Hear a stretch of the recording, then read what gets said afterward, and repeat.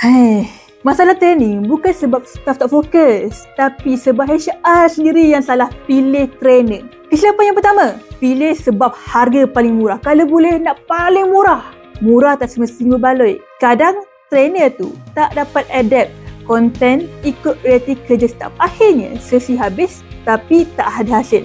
Kesilapan yang kedua, tak semak pengalaman dan gaya penyampaian trainer. Trainer bosan dan mengantuk. Ada trainer mahir teori tapi kurang engagement. HR kena pastikan gaya dia sesuai dengan budaya organisasi.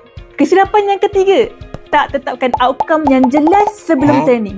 Kalau tak tahu apa yang dicapai, susah nak dinilai keberkesanan latihan lepas program selesai. Training bukan sekadar sesi bercakap, tapi pengalaman yang ubah cara kerja staff. Kalau nak tahu cara buat training yang best, interaktif dan tak buat staff ngantuk, bolehlah kontak kami. Kita akan bantu bina sesi yang betul-betul berimpak.